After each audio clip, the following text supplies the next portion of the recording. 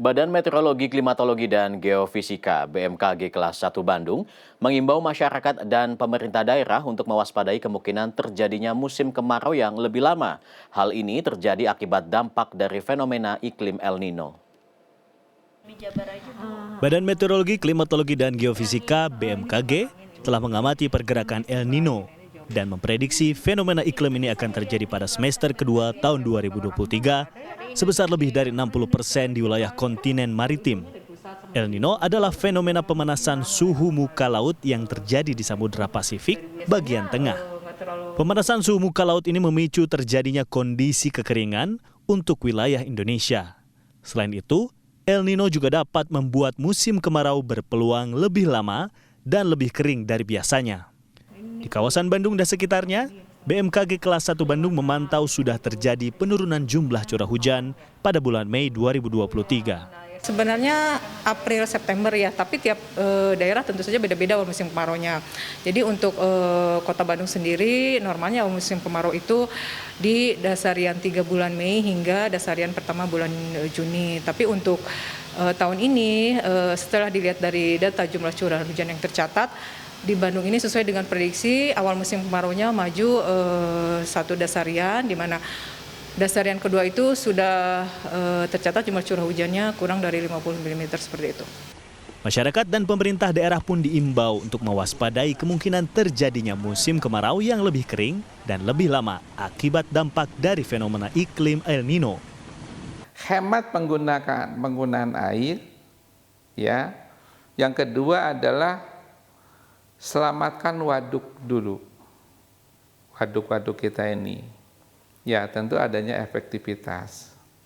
Yang saya khawatirkan gini, nanti kemarau panjang waduknya retak-retak, begitu hujan, dihantam oleh butiran hujan yang begitu besar, ini waduknya, jadi controllingnya itu perlu. Pihak sumber daya air pantau kawasan mana di Jawa Barat. Nah Jawa Barat kan terkenal dengan lumbung padinya salah satunya ya. Nah lumbung padi inilah kita selamatkan. Bagaimana caranya? Mau nggak mau harus bikin irigasi buatan. Tidak lagi mengandalkan sawah tada hujan, air. Caranya seperti apa? Mau tidak mau ya teknologinya. Misalnya bikin penyublinan air laut supaya menjadi air tawar. Untuk mengantisipasi dampak kemarau panjang, pemerintah Kota Bandung menyatakan telah menyusun strategi dalam menghadapi kemungkinan terjadinya kekeringan. Kepala Dinas Ketahanan Pangan dan Pertanian Kota Bandung, Gingin Ginanjar menyebut 96,42% kebutuhan pangan masyarakat Kota Bandung didatangkan dari luar daerah. Sehingga saat ini pemerintah telah bekerja sama dengan daerah produksi pangan untuk memastikan distribusi berjalan lancar. Selain itu, pemerintah juga memiliki cadangan pangan di luar cadangan yang dimiliki Bulog. Secara internal, pemerintah juga akan meningkatkan hasil produksi pangan, terutama beras. Lahan pertanian kita tidak terlalu banyak. Kita masih menyisakan sekitar 640 hektar dari 167.000 hektar yang tanah kita punya. Nah, kita sekarang lagi mengenalkan yang namanya program IP 400. Jadi bagaimana mempercepat produksi. Jadi dari 1 tahun itu yang biasa kita hanya menanam dan panen paling besar 2 kali, kita paksakan untuk bisa 4 kali.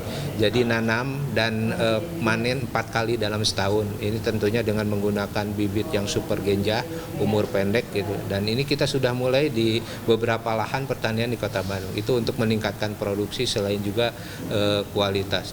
Pemerintah berharap masyarakat mulai menggunakan lahan tidak produktif di rumah atau di lingkungan sekitar untuk memulai program urban farming demi memenuhi kebutuhan pangan di tingkat komunitas terkecil.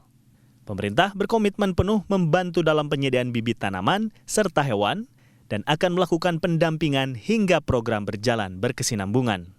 Tim Liputan CNN Indonesia, Bandung, Jawa Barat.